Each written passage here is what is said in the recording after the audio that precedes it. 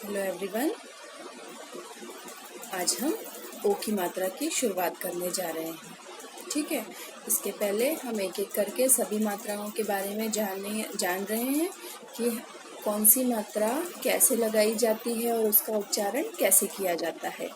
चलिए, अब बारी आती है ओ की मात्रा की।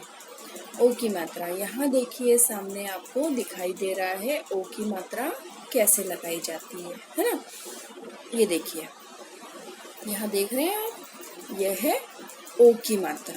किसकी मात्रा? ओ की, है ना।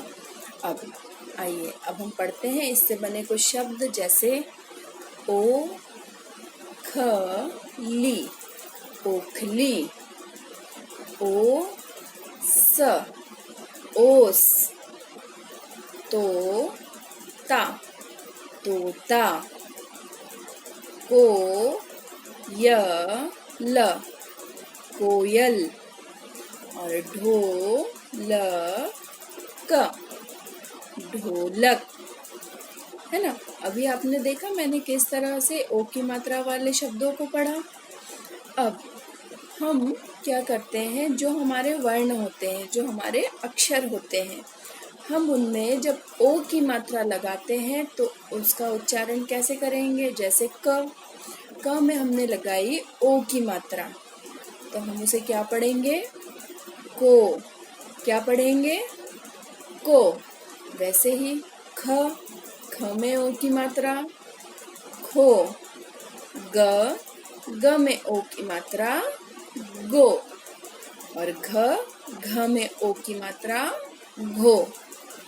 च में ओ की मात्रा, चो। ठीक है बच्चों, तो इस तरह से हम सभी वर्णों के साथ में ओ की मात्रा को लगाकर उसका उच्चारण करेंगे। ठीक है, तो एक एक करके आपको यहाँ पर नीचे जो वर्ण दिए गए हैं, है ना, इनमें ओ की मात्रा भी लगी है। आप देख पा रहे हैं ना कि इनमें ओ की मात्रा को हाईलाइट किया गया है। तो एक एक करके आप इसे क्या करेंगे? इसका शुद्ध उच्चारण करेंगे। ठीक है, अब इसके बाद हमें कुछ शब्द दिए गए हैं जिनमें भी ओ की मात्रा का प्रयोग किया गया है ना। हम इसे बार बार दोहराएंगे, अलग अलग शब्द बनाएंगे, तो हमारी और अच्छे से प्रैक्टिस होगी। ठीक है, चलिए पढ़ते हैं। इसमें 2, 3 और 4 अक्षर के शब्द दिए गए हैं जो कि ओ की मात्रा से बने हैं। जैसे म में ओ की मात्रा, मोर, मोर। च में ओ की मात्रा, चोर, चोर। ग में ओ की मात्रा, गोल, गोल। फ में ओ की मात्रा, फोन, फोन। क में ओ की मात्रा, कोट, कोट। उसके बाद ग में ओ की मात्रा, गोद, गोद। छ में ओ की मात्रा, छोटा, छोटा। स में ओ की मात्रा, सोना, सोना। गो में ओ की मात्रा, गो, भागो। र में ओ की मात्रा, रोना, रोना। घ में ओ की मात्रा, घोड़ा, घोड़ा। र में ओ की मात्रा, रोटी, रोटी। ग में ओ की मात्रा, गोभी, गोभी। उसके बाद च में ओ की मात्रा, चोरी, चोरी। फिर आता है झ में ओ की मात्रा, झोली, झोली, है ना। तो हमने कितने सारे शब्द ऐसे हैं जो कि 2 अक्षर वाले हैं, है ना। 2 अक्षर वाले ओ की मात्रा वाले शब्द हमने पढ़े। आई होप कि आपको समझ में भी आए कि हमें इसका उच्चारण कैसे करना है ना। अब आते हैं हम 2 अक्षर और सॉरी 3 अक्षर और 4 अक्षर पर। अब 3 अक्षर, ज में ओ की मात्रा, जो, क, र, जोकर। फिर स, मो, म में ओ की मात्रा, मो, सा, समोसा। उसके बाद में ब में ओ की मात्रा, बो, त, ल, बोतल। फिर र में ओ की मात्रा, रो, श, नी, रोशनी। ठीक है बच्चों, तो ये थे हमारे 3 अक्षर वाले ओ की मात्रा के शब्द। इसके बाद हम आते हैं 4 अक्षर वाला शब्द जो दिया गया है, ख, र, ग में ओ की मात्रा, गो, श, खरगोश। ठीक है, तो इस तरह से हम और भी शब्द नए नए बनाकर उन्हें दोहराएंगे।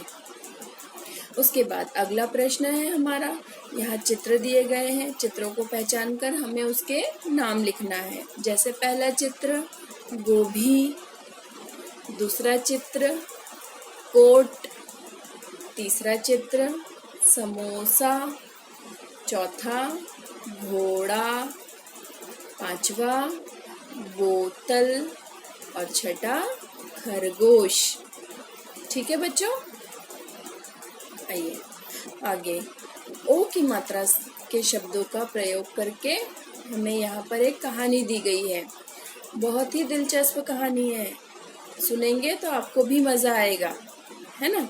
चलिए, तो हमारे कहानी का शीर्षक है आलसी गोलू। अब गोलू बहुत ही आलसी लड़का है। वह हर काम की टालमटोल करता रहता है। कई बार तो वह इतना आलस करता है कि उसका विद्यालय भी छूट जाता है। अब बच्चों, ये जो कहानी है इसमें एक लड़का है जिसका नाम है गोलू। ठीक है, वह इतना आलसी है कि कभी कभी वो उठने में भी इतना आलस करता है कि उसके स्कूल की भी छुट्टी हो जाती है, वो स्कूल जा ही नहीं पाता। कल ही की बात है कि विद्यालय जाने का समय हो गया था, लेकिन गोलू सो रहा था। उसकी माताजी भागी भागी आई और गोलू को उठाने लगी। उठो गोलू उठो, देर हो रही है।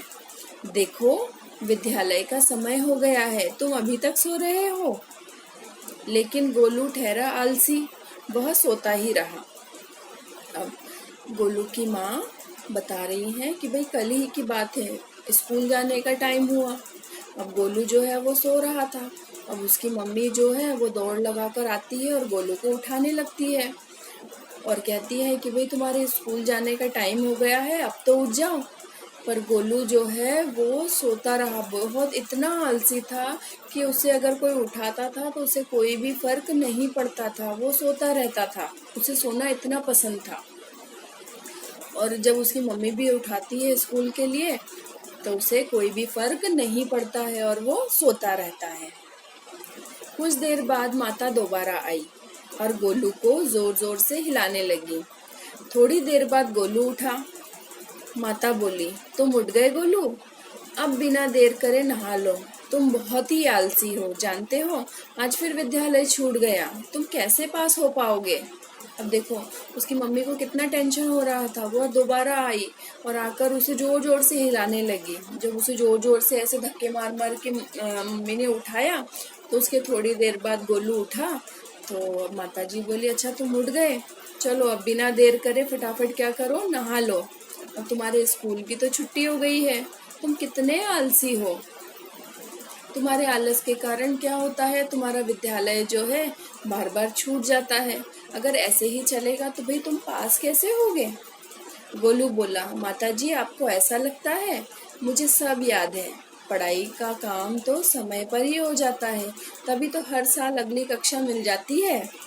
अब गोलू ने देखो कैसी बात कही। जब उसकी मम्मी कहती है कि भाई अगर ऐसे ही चलेगा तो तुम पास कैसे होगे, तो गोलू कहता है कि मम्मी आपको ऐसा लगता है, मुझे तो सब याद है और पढ़ाई का काम तो समय पर हो जाता है। क्या आप देखते नहीं कि मैं हर साल अगली कक्षा में पहुंच जाता हूँ, है ना। यह तो एक घटना थी गोलू के आलस की। ऐसा तो होता ही रहता है, कभी कभी तो उसके सिर पर आलस इतना चढ़ जाता है कि वह भोजन करना भी भूल जाता है। अरे बाप रे, अब ये तो बहुत हद हो गई। ऐसा भी कहीं होता है कि हमने तो नहीं सुना कि भाई कोई इंसान आलस के कारण इतना मतलब इतना आलसी हो जाता है कि वो खाना खाना ही भूल जाता है ना। अब गोलू की तो हद है। उसके साथ ऐसा भी होता है कि उसे इतना कभी कभी उसका आलस इतना सिर पे चढ़ जाता है कि वो खाना खाना भूल जाता है। अगले 2 दिन पहले की ही बात है। वह विद्यालय से आया और सो गया। गोलू को पता था कि शाम को पास ही सड़क पर जादूगर जादू का खेल दिखाएगा। वह जादू देखना चाहता था। उसके मित्र उसको बुलाने के लिए आए। उसे खूब उठाया पर वह न उठा। जादूगर जादू का खेल दिखाकर चला गया। गोलू सोता ही रह गया। अब देखो ये दूसरी घटना दी हुई है कि भाई 2 दिन पहले ही उसे ये पता था कि विद्यालय से जब वो आएगा तब शाम को सड़क पर एक जादूगर जो है वो जादू का खेल दिखाने वाला है। और उस जादू का खेल तो सभी बच्चों को बहुत पसंद है, तो उसकी भी इच्छा थी कि भाई मैं भी जादू का खेल देखूंगा। पर उसके साथ क्या होता है, वह सो जाता है और उसके दोस्त उसे उठाने के लिए आते हैं कि भाई गोलू उठो, हमें कहाँ जाना है, जादू का खेल देखने जाना है ना। पर गोलू जो था वो टस से मस नहीं होता है। वो जैसा सोया था वैसे ही सोता रह जाता है और समय हो जाता है। बच्चे अपने जो है वो जादू का खेल देखने चले जाते हैं और जादूगर अपना जादू का खेल दिखाकर अपने घर को लौट जाता है और गोलू जो है वो सोता रह जाता है। ठीक है बच्चों, तो ये थी गोलू की कहानी। अब गोलू की कहानी सुनकर हमें क्या शिक्षा मिली? गोलू की कहानी सुनकर हमें ये शिक्षा मिली कि हमें इतना आलसी तो कभी भी नहीं होना चाहिए, क्योंकि जब हम आलस करते हैं तो हम पीछे रह जाते हैं, है ना। आलस करने से हमारा कोई भी काम पूरा नहीं होता है, वो भी समय पर कभी भी हमारा कोई काम नहीं होता है। अगर हम आलसी हैं तो हमें आलस त्याग देना चाहिए और फुर्ती से हमें सबसे पहले अपने कार्य को पूरा करना चाहिए। ठीक है बच्चों, तो कैसी लगी कहानी आपको? अच्छी लगी ना? Very good. Okay, take care, have a nice day.